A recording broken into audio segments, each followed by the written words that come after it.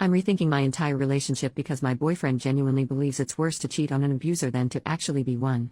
To be clear, nobody in this situation is abusive and nobody is a cheater.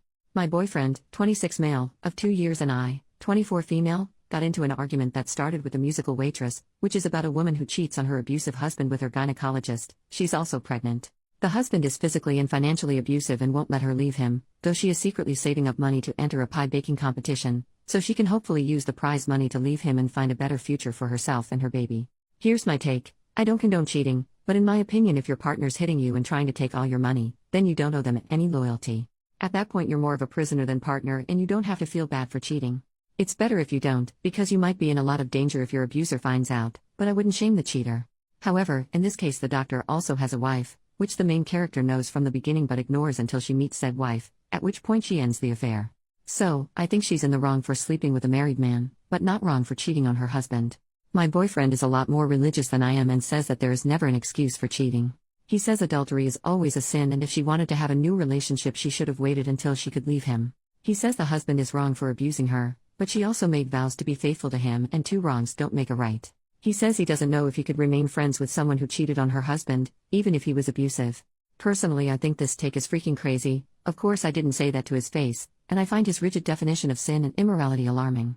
He says I don't understand because I'm not religious. I said I don't think religion validates not having empathy for an abuse victim and recognizing that the relationship dynamic changes once abuse starts. I also think the idea of cutting off a friend for cheating on her abuser is horrific. He says it shouldn't matter because neither of us plan on abusing or cheating on the other, and he doesn't want to keep going back and forth about it, but I can't stop thinking about it, and the longer I think the more disturbing I find it. He's never been cheated on or abused, so it's not like some traumatic psychological thing. He just can't wrap his mind around cheating being okay in any circumstance. Up till now, religion has never been a reason for disagreement, and neither of us want kids, so I didn't think it would, but the whole "you don't understand because you're not religious" really got on my nerves. Both of us agree that the doctor is unequivocally wrong both for cheating and for hooking up with a vulnerable patient. He deserves to get dumped and fired and have his medical license revoked, but that's not really relevant. It feels a little ridiculous to end a relationship because of an argument that started with a fictional musical about pie, but here I am. I'm seriously considering it. Edit to clarify, I'm not trying to justify or condone actual cheating in any way. I would never encourage or support someone to cheat, no matter their circumstances. The point of disagreement is that I think the cheater being an abuse victim who can't leave is reason to have compassion for why they did it, and it's messed up to end a friendship over that. Update the next day. First off, thanks for all the replies to the original post.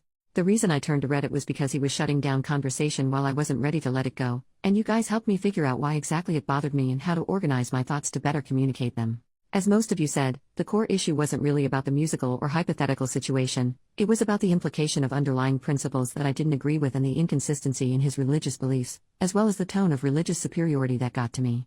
So, I brought it up again last night, over FaceTime. We don't live together, fortunately, and he was quite upset that I wouldn't let it go because I'm normally not argumentative like this. It's true that I usually try to find common ground or compromise, but I thought that was weird of him to say. At this point I felt pretty guilty about not letting it slide and I considered dropping it, but I'd spent too much time thinking about it to let it go, and boy am I glad I didn't. I started by asking about why this was a situation that could be dictated solely by religious doctrine, while he's fine with things like premarital lovemaking, abortion, homosexuality, etc. He gave evasive answers for a ridiculously long time, but eventually it all came out. He is uncomfortable with gay people and distances himself from them too. What about our gay friends? Apparently they're my friends, not our friends. I guess we've only hung out with them in larger groups. Why has he never said anything about this before, even when I excitedly told him that 2 of our female friends were engaged? Apparently he thinks he shouldn't have had to say anything, and I should have known he's not okay with people who live in sin. Also, this couple won't really be married. Huh? I go to Pride every year to support my LGBTQ+ friends. He never criticized me for doing that, so why would I think he had a problem with it? I'm a quiet person by nature, it's not like I don't give him a chance to share his opinion. At this point I start to get really suspicious. I then ask him about abortion and being okay with not wanting kids. Turns out he does want kids. He tried to convince me that I misunderstood when he said he didn't want kids, and he was just saying that he wasn't ready for kids yet but would be in the future. This is an outright lie.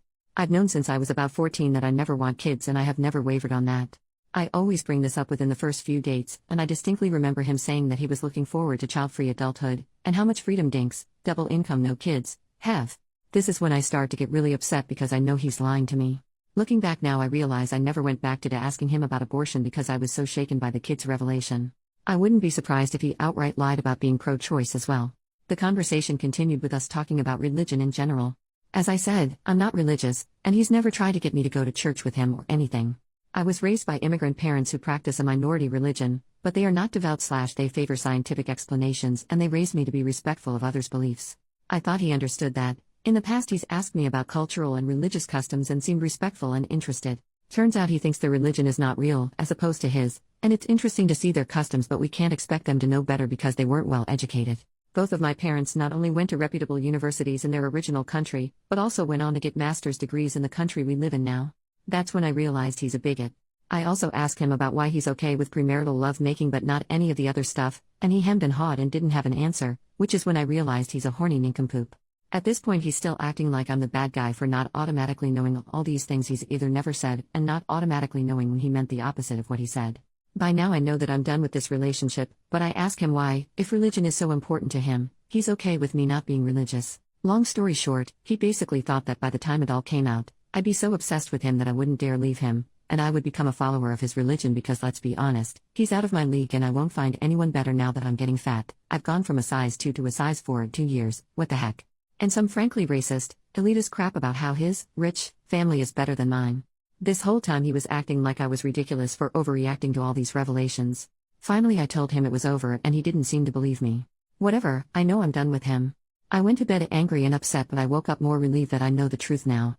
It's going to take me a while to trust again after all those lies, but better that it happened now when I can make a clean break than if it happened after I'd moved in with him or after I'd gotten pregnant and he'd gotten me arrested for seeking an abortion. Luckily I have the day off work today to process it all mentally. I didn't have any texts or calls from him this morning, so I figured he'd either accepted it or was still in denial. I didn't care much. Then a few hours ago I got a very angry voicemail from his mom, a woman I've met twice and has my number because we exchanged a few recipes, telling me I'm going to hell for, among other things, cheating on her baby boy. That's right, this guy must be a pathological liar or something, because his response to me dumping him for being a liar was to run to mommy with a new lie about me hooking up with some fictional man from work. Forget the fact I'm not a cheater, I don't even work with any men who would fit this lie. I sent the mom a text spelling out the truth and told her I was blocking her, which I did. Since then I've been reaching out to friends to tell them my side of the story before he feeds them a bunch of lies too. Fortunately the ones I've talked to so far believe me, because I was kinda scared about the fact I don't have any proof besides the voicemail, and he is the more charismatic and persuasive one. The friend group is pretty liberal-minded though, and it is bizarre that his opinions never came up before. But I guess he saw them as my friends while his church friends, who I never saw much of, were his friends. Overall, I'm trying to stay optimistic, but it's terrifying how smoothly he could lie to me for so long. It only came out because he let his guard down because we were talking about a fictional story. Initially I felt ridiculous for not letting it drop. Thank you to those who encouraged me to trust my instincts and get to the root of what bothered me. Finally, though it didn't come up again, I'll say again for the record that abuse victims whose partners won't let them leave are prisoners, not partners. They do not owe their captors any loyalty. Infidelity in that context is not a healthy or safe or smart choice, but people make bad choices when they're in survival mode. We don't have to condemn them for it. The number of people on that thread who seem to consider abuse and cheating as equal transgressions is seriously disturbing. Anyway, on to the rest of my life, I guess.